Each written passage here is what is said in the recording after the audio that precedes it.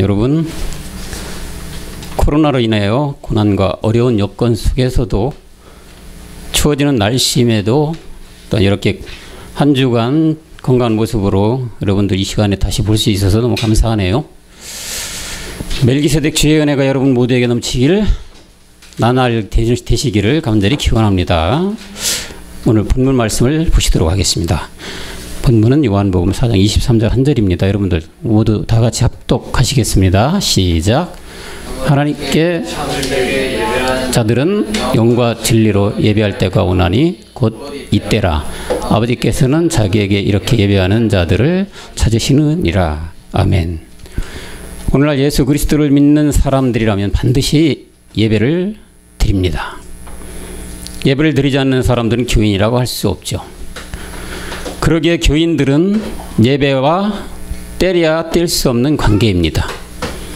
따라서 소위 교회에 다니는 사람들의 모든 삶은 예배자의 삶이라 할 수 있을 것입니다. 예배의 삶이 끊어지면 더 이상 교인도 아니고 생명도 끊어진 것입니다.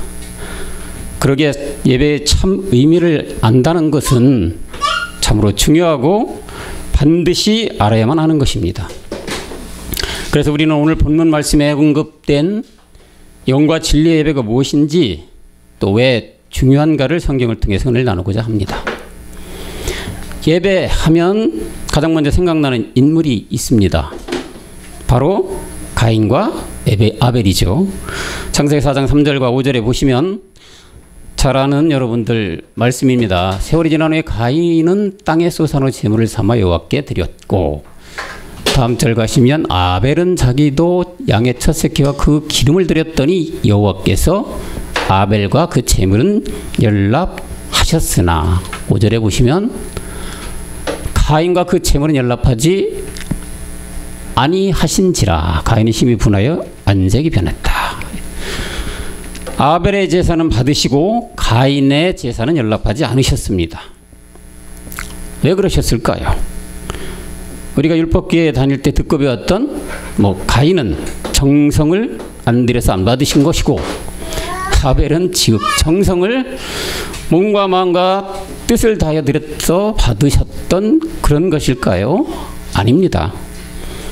이는 본질의 문제였던 것이고 내용물의 문제였던 것입니다. 가인의 땅의 소산과 아벨의 양과 기름의 내용물의 문제였던 그런 것이란 얘기죠. 여러분, 가인의 땅이 무엇입니까? 네, 흙이죠. 하나님은 창세기 2장 7절에 이 흙으로 사람을 만들었습니다. 그런데 이 흙은 창세기 1장 2절에 혼돈하고 공허한 이미 심판받은 땅이었다는 것이죠.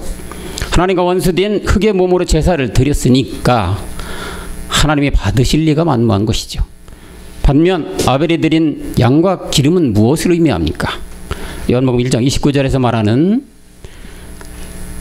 요한복음 1장 29절에 보면 이튿날 요한이 예수께 자기에게 나오심을 보고 가로되 보라, 세상 죄를 지고 가는 하나님의 어린 양이로다. 세상 죄를 지고 가는 십자가 가신 하나님의 어린 양 예수, 그리고 기름, 다시 사신 그리스도의 영으로 드린 아벨이기에 하나님은 그 제사를 연락하신 것입니다. 따라서 교회에 다니는 사람들이라면 반드시 아벨의 제사가 되어야만 하는 것이고, 반드시 기름 그리스도의 영이 없이 드리는 제사는 하나님은 결코 받지 않으심을 명심해야 하는 것입니다.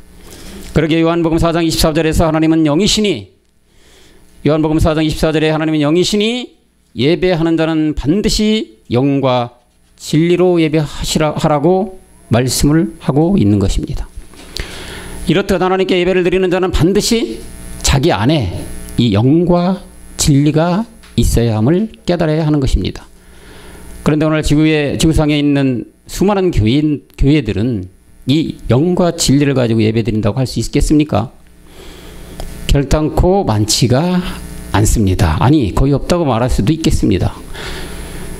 혹자는 방문하겠죠. 아니, 무슨 근거로 그렇게 단정지어서 말씀할 수가 있습니까? 네, 근거가 있습니다. 무슨 근거냐고요? 우선 이 영이 없습니다. 아니, 영이 뭔지도 모릅니다. 말씀을 준비하며 유튜브에 올려진 그 세계 유수한 스타가 된 목사님들을 제가 또 한번 영상을 잠깐 이렇게 좀 리뷰를 해봤는데, 이 영을 뭐라고 하는지 아십니까, 여러분? 거의가 이 영을 성령이라고 하고, 이 성령을 받고 그리고 진리인 예수, 어떤 부분들은 뭐 그리스도라고 하는 부분 사람들도 있지만 이 예수를 마음속에 모시고 예배드려야 한다고 말씀을 하고 있더라, 이런 말이에요. 그러니 이 영을 모르고, 전혀 모르고 있다고 단언하여 말할 수 있는 것이 아니겠냐, 이 말이에요. 이처럼 이 영을 안다는 것은 참으로 중요하고 절대적인 것이죠. 왜냐하면 하나님은 영이시고 영이 그리스도이기에 이 영을 가지고 그리스도 안에 예배 드려야 아벨의 제사가 되는 것이고 하나님이 받으시는 예배가 되는 것이기에 그런 것입니다, 여러분. 그러기에 하나님의 영인 이 그리스도는 너무도 중요한 영이기에 하나님은 아무에게 허락하지 않은 비밀입니다. 그래서 골로새서 2장 2절에서 이렇게 말씀을 하고 있습니다. 이는 저희로 마음의 위안을 삼고 사랑 안에서 연합하여 웬만한 이의 모든 부위에 이르는 하나님의 비밀인 그리스도를 깨닫게 하려 합니다.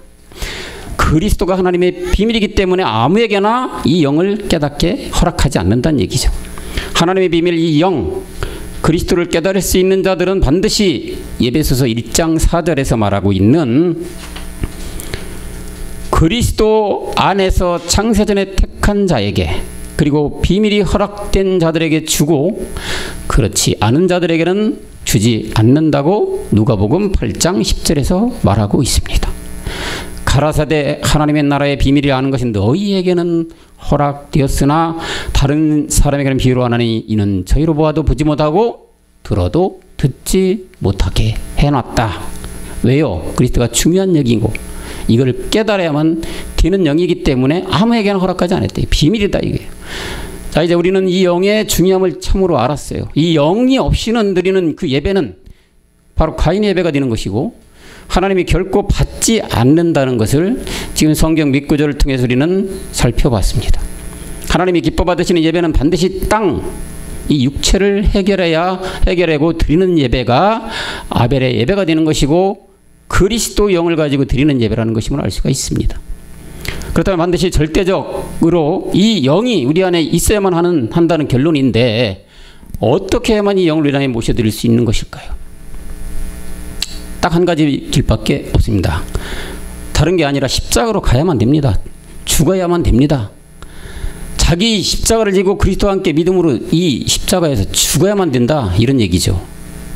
말씀으로 보면 갈라디아서 2장 20절이 돼야 되고 로마서 6장 4절이 돼야 되고 6장 6절이 돼야 되고 갈라디아서 5장 24절이 돼야만이, 그래야 우리가 이 영을 우리 안에 모셔드릴 수가 있다. 이렇게 했으면 이제 하나님이 기뻐 받으시는 예배를 드릴 수 있는 자격을 얻은 셈이 되는 것이죠. 자격 없이 하는 것은 불법이고 참으로 어리석은 짓이죠. 여러분, 면허 없이 운전하면 불법이죠. 그렇죠? 사고 나고 죽을 수도 있어요. 오늘날 지구촌 수많은 교회에서 이 불법이 얼마나 자행되고 있습니까? 자격 없이 운전하는 사람들이 너무 많다, 이런 얘기죠. 그러니 온통 사고 나고 죽고 아수라장이 된 지가 옛날이고 모든 교회가 이런 거 아니겠습니까, 여러분? 이 무슨 말을 하고 있는 것일까요? 말씀에 비추어 영적으로 보면 그렇다, 이런 얘기입니다. 왜요? 그것은 죄를 짓고 있기 때문에 그렇다고 말할 수 있는 것입니다. 아니, 사람은, 이 세상에 태어난 사람은 연약한 존재고 누구나 죄를 짓고 사는 것은 당연한 것 아닌가? 그러기에 신을 찾고 하나님을 믿고 예수님을 믿는 거 아니겠냐, 이렇게 말하는 분들이 있겠죠. 네, 우리 인간은 연약한 존재예요. 그러니까 신을 만들고 우상을 만들고 거기다 절하고 믿고 뭐 빌고 그러는 거 아니겠습니까? 그러나 성경에서 말하는 죄는 이런 행위의 죄를 가지고 죄를 하지 않잖아요. 본질적인 죄를 죄라고 말씀하고 있죠. 땅에 소산을 들인 가인, 로마서 5장 12절에서 말씀하고 아담으로부터 들어온 이 한 사람부터 들어온 이 죄가 죄라는 것이죠. 이 죄를 짓고 있다는 것을 말하고 있는 것이란 얘기입니다. 아무리 선하게 살고 남에게 해코지 않고 베풀고 살고 친구를 위해서 의인이 된다 하더라도 아니 신처럼 돌을 닦고 거의 신처럼 내가 거룩하게 살아도 죄가 되는 죄, 이 죄를 말하고 있는 것입니다. 그래서 우리는 그 죄에서 속함을 받으려고 예수를 믿었고 예수께서 이 죄를 대신해 십자가에 죽었기에 우리는 이것을 믿고 다 이제 해결된 거 아니겠냐. 과거죄, 현재죄, 미래죄 모든 죄 사함을 주신 게 아니겠습니까? 라고 반문하는 사람들이 있을 겁니다. 아니요. 다른컨대 그래도 여전히 죄 가운데 있는 사람입니다. 구원받지 못했습니다. 사망 가운데 있는 것입니다. 라고 분명하게 우리는 말해줄 수가 있습니다. 왜 그렇게 확실히 말해줄 수 있습니까? 갈라디아서 4장 4절에 보니까 때가 참에 하나님이 그 아들을 보내서 여자에게 나게 하시고 율법하겠네 나래 하신 것은 누굽니까? 예수님입니다. 로마서 8장 3절에 육신의 죄를 정하셨다고 했습니다. 로마서 8장 3절도 누구를 얘기합니까? 예수님입니다. 육신의 몸에 죄를 정했어요. 율법 아래 오셨어요. 죄 가운데 계신 분이에요. 빌립보서 2장 8절에 사람의 모양으로 나타나게 하셔서 십자가에 죽게 하셨어요. 누구예요? 예수님이에요. 예수님 또한 율법 아래 나셨고 사람과 똑같은 육을 입었고 다만 이분은 죄가 없다는 것뿐입니다. 왜? 성령으로 잉태하여 동정녀 마리아에게서 몸만 빌려서 나신 분이기 때문에 죄는 없는 거죠. 죄가 없으니까 남의 죄를, 우리의 모든 죄를 짊어질 수가 있다. 이렇게 율법 아래 사람의 모양으로 몸에 죄를 정하여 죽으신 분이 예수님입니다. 성령으로 잉태하였기 때문에 죄만 없을 뿐이고 그렇기 때문에 우리 인간의 모든 인류의 죄를 지고 십자가로 갈 수 있는 자격이 있으신 분이 예수님이에요. 따라서 예수 내 대신 죽어주신 것 믿으면 구원이 되고 영생하고 천국에 갈 수 있다고 이렇게 믿는 것이 맞는 믿음입니까? 아닙니다. 그러게 우리 주님도 요한복음 8장 21절에 이건 예수님이 직접 말하는 거잖아요. 너희가 나를 찾다가 너희의 죄 가운데 죽고 천국도 못 간다고 말씀을 하고 있어요. 다시 이르노니 내가 가리니 너희가 나를 찾다가 너희 죄 가운데 죽겠고 나의 가는 길 너는 오지 못한다. 예수님이 이 말씀 예수님 유대인들에게 하는 거예요. 자기를 열심히 따르고 믿고 따랐던 예수님이신데 이 예수님이 유대인들에게 직접 얘기하신 말씀이잖아요. 나를 따라오고 있냐? 너희가 죄들 죄야. 죄 가운데 너희 죽어. 나 따라오지 마라 이거예요. 왜 이렇게 얘기를 하신 거예요? 오늘날 예수님 믿고 열심히 교회 생활하는 분들은 이 구절을 정말로 깊이 있게 고민해야 될 걸로 믿습니다. 정말로 이 말씀이 정말 이런 말씀이 있었구나. 그럼 이걸 어떻게 해야만 되는 거냐? 내가 예수 믿고 열심히 따라왔고 구원받고 영생하고 천국 가는 걸 믿고 쭉 따라왔는데 요한복음 8장 21절 이런 말씀이 있었네. 이것이 눈이 떠져야 된다는 얘기예요. 하늘이 무너져 내리는 그런 고민이 깊은 고민에 빠져봐야 된다는 얘기예요. 우리 청년부들이야 이제 이런 거 다 벗어나 알았기 때문에 이런 말씀 너무나 잘 깨달아진 말씀이지만 그러지 못하는 사람들은 이 말씀, 이 요한복음 8장 이게 정말 고민해야 될 문제입니다. 내가 열심히 예수님 믿고 우리 목사님 얘기하는 대로 충성봉사도 다 하고 열심히 따라왔는데 나의 따라오다 너가 죽었다. 죄 가운데 있는 거다 아직도. 이렇게 말씀하고 있으니까 한 사면초가 아니겠습니까 여러분. 얼마나 난감한 상태가 됐을까요? 예수 믿고 따라온 이런 지금도 이 시간에도 예수님 믿고 그 아래서 예배드리고 있는 자들 이런 상태에 있다는 걸 분명히 깨달아야 될 텐데 또 24절에 보면 또 얘기해요. 이러므로 내가 너에게 말하는 너희가 죄 가운데 죽으리라. 만일 내가 그인 줄 믿지 않으면 너희 죄 가운데 죽으라. 내가 그인 줄 믿지 아니하면 죄 가운데 죽지만 내가 그인 줄로 믿으면 어떻게 된다는 얘기예요. 반대로 구원된다는 얘기 아닙니까? 다시 말하면 내인 나 예수가 그인 그리스도를 믿으면 구원된다. 이런 말씀 아니겠습니까? 이 구절도 지금 율법 아래 예수님 믿고 열심히 따라가고 있는 그분들은 참으로 고민을 해봐야 될 구절입니다. 예수께서 그리스도로 나와야 사망에서 벗어나 구원된다는 그런 말씀하는 거 아니겠냐는 얘기예요.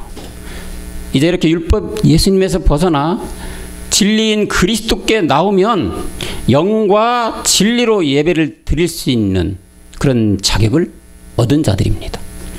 하지만 오늘 수많은 지구촌의 교회들은 이런 자격을 안 갖추고 내가 그거 안 된 걸 믿고 하나님께 예배 드린다고 하니까 이들을 향하여 하나님은 이사야 66장 3절 이렇게 말하는 거 아니에요. 어떻게? 소를 잡아들인 건 살인합니다. 어린 양을 제사드린 건 개의 목을 꺾었다.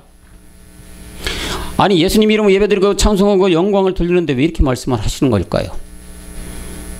여러분 구약시대에는 죄사함을 받기 위해서는 반드시 자기의 그 형편에 따라서 소와 양, 비둘기 이런 동물들을 끌고 제사장에게 가서 짐승들에게 자기의 지은 죄를 전가시켜서 죄사함을 받아야만 죽지 않았어요. 이렇게 하면 다 죽었어요. 죄 앞에. 이게 이제 율법에서 드리는 제사죠.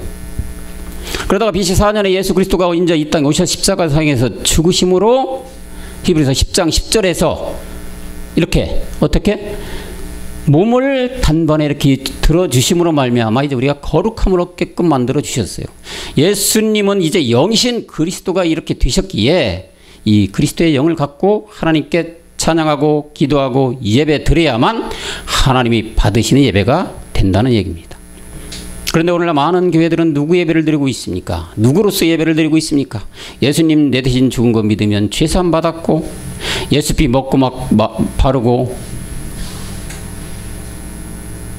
죄 지어도 다시 예수피 하면 다 과거지 현재 미래지 다 사함 받았어. 그러니까 뭐 그 목사님들이 그렇게 강단에서 하니까 성도들은 어떻게 생각해요? 아 교회에 와서 이렇게 딱 죄를 고백하고 막 회개하고 그러면 아 나 죄사함 다 받았네. 다시 한 주간 살아나가요. 또 죄요. 왜? 아, 인간이 연약하지 않냐. 연약한데 하나님 다 이해해 주시겠지. 뭐 세상에 또 세상대로 살아가. 다시 한 주간 지나고 와. 이 반복되는 이 종교생활을 하고 있는 거 아니겠어요, 여러분? 왜? 예수 믿으면 다 된다고 가르쳤잖아요. 여러분들 스스로 깨달은 게 아니잖아요, 그분들이. 그냥 위에서 떨어지는 말씀을 그대로 따라온 것 뿐인데 이렇게 예수 믿고 예배드리고 하나님 영광 받으시옵소서 나의 모든 것을 드립니다. 찬양 열심히 부르고 거룩하게 막 그냥 성가대 그 옷도 참 거룩하게 하고 목사님도 거룩한 차림으로 하고 이러면 하나님 영광 받으셨겠지. 우리 죄 다 사해 주셨겠지. 할렐루야 하고 있잖아요. 지금도 이 시간에도 지금 열심히 하고 있잖아요. 뭐예요? 사망으로 끌려가는 종교 생활에 다 지금 자기도 모르게 가고 있다. 예수님은 이미 이렇게 단번에 몸을 들여서 율법을 끝내고 이제 그리스도가 되셔서 하나님 우편에 앉아 계신데도 지금 이 시간 이 순간에도 예수 이름으로 기도하고 찬양하고 예배를 드리고 그럼 하나님 받겠냔 말이에요. 예수님을 다시 어떻게 해요? 현저하게 못 받고 있는 거예요. 다시 십자가의 못을 받고 있어요. 그분을. 구약시대에 이렇게 짐승을 잡아서 아까 이사야서 60장 3절쯤 번제로 드린 것처럼 예수님도 똑같이 짐승처럼 말이에요. 십자가에 다시 못을 파고 각을 뜨는 거하고 똑같다는 얘기예요. 이렇게 피 흘리고 하고 있게 하시는데 하나님이 노발대발 안 하시겠냐는 얘기예요. 이미 그분은 다 끝내고 누가 되셔요? 그리스도가 되셔 하나님 보좌 우편에 앉아 계신데 지금도 이렇게 하고 있다 이런 얘기지. 그래서 히브리서 10장 8절에 그래서 이렇게 얘기가 나오신 거지. 히브리서 10장 8절에 위에 말씀하신 제사와 예물과 전 이런 거 속죄제 원치 않고 기뻐하시도 않는다고 하시잖아요. 그래서 왜? 그분은 지금 어디에 계셔요? 하나님 우편 보좌에 그리스도로 계신 거예요. 이게 어떻게 된 거야? 이게 다 율법을 따라 구약시대 율법 다 똑같이 너희들 하고 있다. 응? 나를 십자가에 지금 못 받고 있는 거 아니냐 너희가. 이렇게 노발대발 하시는 거 아니겠어요? 하나님은? 이런 자들이 예배를 받겠습니까? 오늘 예배 이 제목이 뭡니까? 영과 진리로 예배하는 거예요. 이거가 뭐냐 이거예요. 이런 걸 분명히 깨닫고 예배를 드려야 되는데 얼토당토하는 이런 예배를 드리고 있으니 하나님께 진노만 더 과해질 뿐이게. 그 자리에 뭐가 임하겠습니까? 진노가 따를 뿐이죠. 지금은 여러분 율법의 때가 아니에요. 구약의 때가 아니잖아요. 복음의 때예요. 복음의 때. 그리고 이 복음의 때를 이 때에 맞는 예배가 돼야 진정한 예배고, 그것이 참 예배고 하나님이 기뻐 받으시는 예배가 되는 거 아니겠어요? 새로운 법이 시행이 되면 어떻게 돼요? 구법은 폐해져야 되는 거잖아요. 새 법이 제정되고 시행되고 있는데도 불구하고 판사가 구법을 적용해 재판을 한다. 그런 판사가 있다면 그 판사는 이미 자격을 박탈이 된 거예요. 자기 스스로가. 옷 벗어야 되겠지. 이미 예수님 그리스도가 주신 하나님 우편에 앉아 계신데도 아직도 예수 이름을 찬양하고 기도하고 예배한다면 이 자들은 이미 하나님과 상관없을 뿐만 아니라 하나님과 원수된 일을 이렇게 매일 주일마다 자행하고 있다. 명심해야 됩니다, 여러분. 이뿐만 아닐까요, 여러분? 오늘 본문 말씀에 수가성 여인의 말씀이죠, 이게. 주님께 예배에 대한 질문을 하는 내용이 아까 나온 거예요. 수가성 여인 주님께 아까 요한복음 4장 20절, 아까 23절 했지만 20절 올라가 볼까요? 우리 조상은 이 산에서 예배했고 당신들은 말은 예배할 곳이 예루살렘에 있다. 이산 예배, 여기서 나온 이산에는 그리심산 얘기는 그리심산에 예배했는데 너희들은 예배할 곳이 예루살렘에 있다고 하잖아. 예수님 그리스도께 지금 질문하고 있는 거죠. 누가? 수가성 여인이. 아버지 그러는데 우리 하나님 저 그리스도가 아까 4장 23절에 어떻게 되느냐면 신령과 진정으로 예배할 때가 온다. 이게 바로 뭐야? 아버지께서 이렇게 예배하는 자들을 찾고 있다. 누가? 아버지께서 이렇게 예배하는 자들을 찾고 있다. 어찌 보면 이 수가성 여인이 묻는 그런 답에 엉뚱한 답변을 하신 것처럼 같지 않습니까? 여러분? 그죠? 이 수가성 여인은 어디? 장소를 얘기하고 있잖아요. 우리는 그리심산에서 드려야 하나님 예배받는다는데 너희들은 예루살렘 선택받은 유대인들은 예루살렘에 드리는 거 이게 어떤 곳이 맞냐. 지금 수가성 여인은 어떻게 생각하면 장소에 대한 물음을 하고 있는 거죠. 근데 주님은 아버지께서 이렇게 자격에 예배하는 자들 찾는다고 했어요. 아버지. 중요한 게 아버지지. 아버지께서 예배한 이런 답을 하셨단 말이에요. 조금은 좀 이해가 안 되는 답변을 해주신 거예요. 그런데 여러분 잘 알다시피 우리는 하나님을 아버지라고 부르려면 반드시 누가 돼야 됩니까? 아들이 돼야 되는 거 아니에요. 아들이 돼서 아버지가 불러야 아버지 그래야지 받는 거 아니에요. 아들도 아닌 놈이 아버지 하고 부르면 틀린 아버지 기분 나쁠 거 아니겠어요. 자기 자식만이 아버지라고 부를 수 있듯이 갈라디아서 4장 6절에서 말씀하듯이 우리는 먼저 그래서 이 아버지께 드리는 예배 갈라디아서 4장 6절에서 너희가 아들인 거로 하나님께 그 아들의 영을 우리에게 마음가운데 아버지라고 부르게 됐다 이거예요. 이렇게 아들의 자격을 얻고서 하나님께 예배를 드려라. 주님은 이 말씀을 한 거예요. 그럼 여러분 아들의 우리가 되려면 어떻게 해야 돼요? 우리 알죠? 먼저 아들이 되려면 어떻게 해야 됩니까? 내 안에 있는 옛사람을 다 처리해야 돼요. 육체를 처리해야 돼요. 그러니까 이 수가성 여인이 질문이 그리심산이에요? 예루살렘이에요? 아니다 이놈아. 그런 게 아니고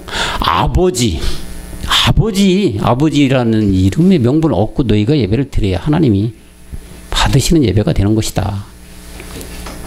이렇게 하나님은 그리스도는 지금 수가성 여인에게 답을 해준 거 아니겠어요?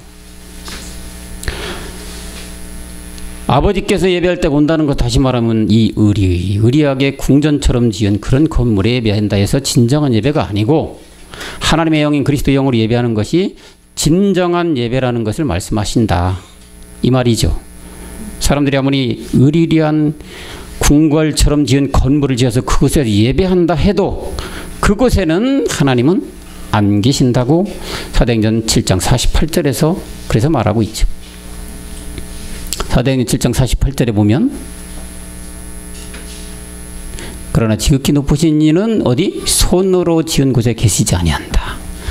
손으로 지은 빛과 번쩍한 그런 건물에는 하나님은 안 계신다. 너희들이 아무리 그렇게 하여 예배한들 나에게는 그런 것들 발등상에 불과하고 나에게는 받지 않는 예배다.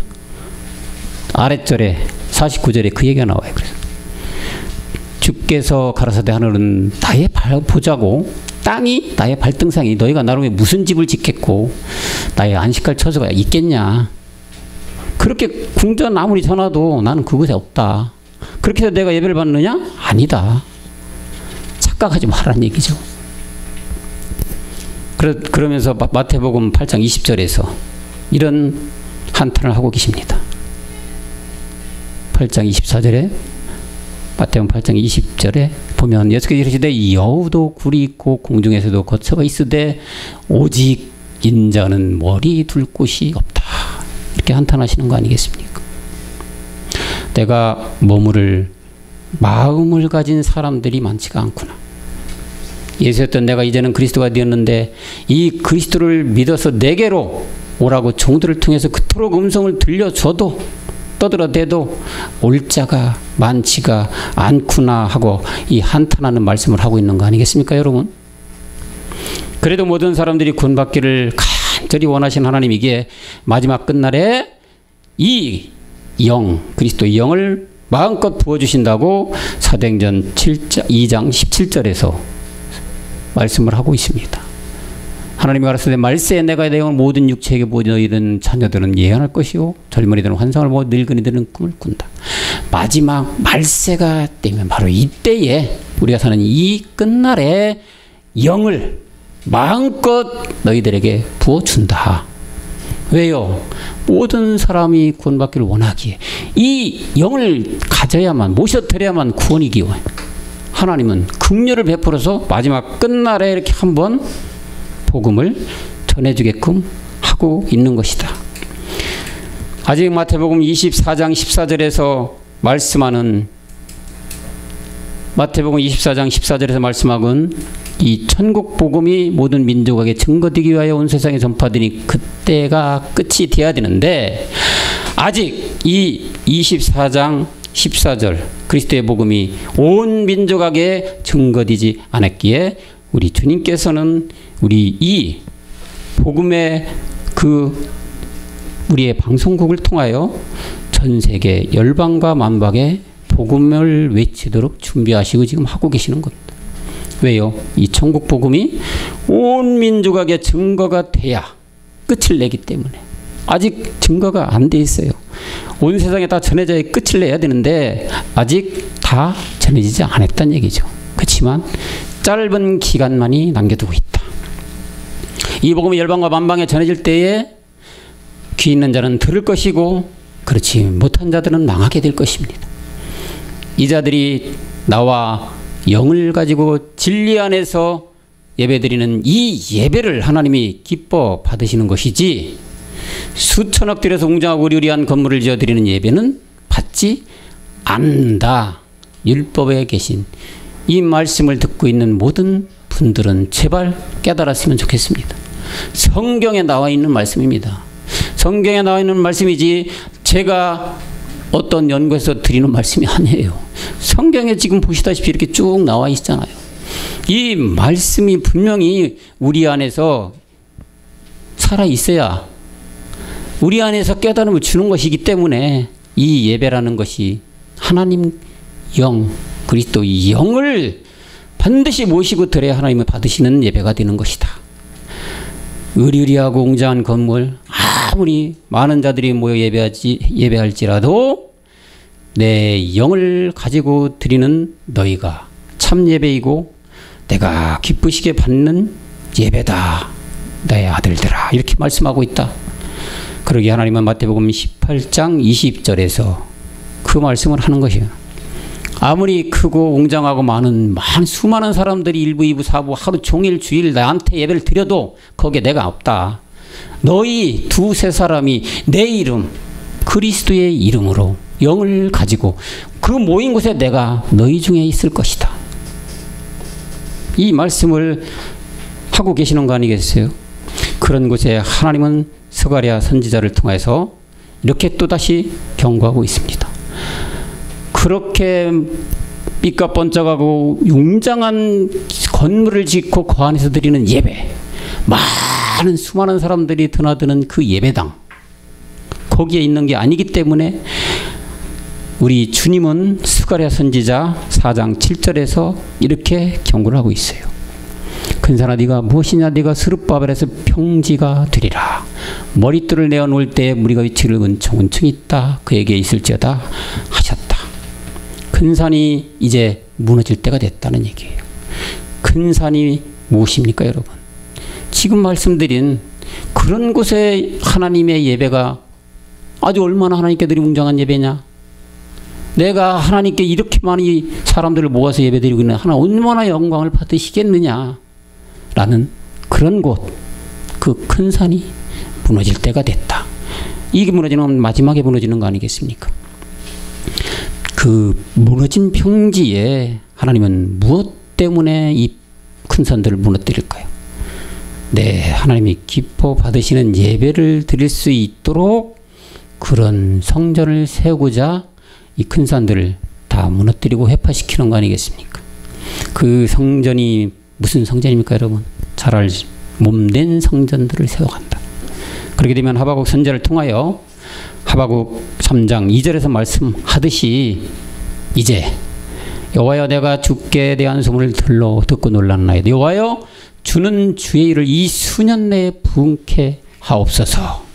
이 수년 내에 나타내고, 그렇지만 진노 중에라도 그들을 긍휼을 베풀어 달라고 스가랴 하박국 선지자는 3장 2절에서 이렇게 외치는 거예요.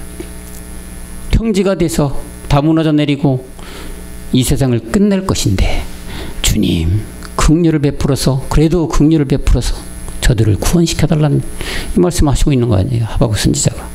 사랑하는 청년부 여러분, 이제 요한복음 4장 35절에서 말씀하는 추수의 때가 가까워 이제 넉 달만 남겨놓고 여호수아 10장 12절에서 말씀하고 있는 태양과 달이 기본 아얄론에 멈춘 이 잠깐의 시간만이 남겨놓고 있는 이 끝날이에요.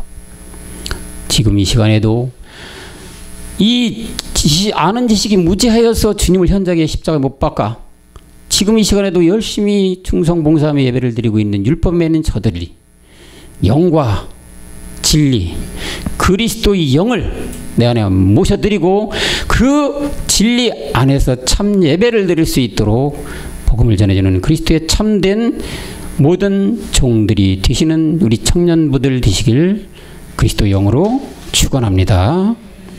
기도합니다. 세상에 수많은 교회들이 지금 이 시간에도 하나님께 예배한다고 하고 있지만 하나님은 그런 곳에 계시지 않고 머지않아 평지로 만드실 것이라고 경고하고 있는 지금입니다. 예배를 받지 않는 이유가 무엇인지 성령께서 저들을 깨닫게 하시고 진노 중에라도 긍휼을 베풀어 주옵소서.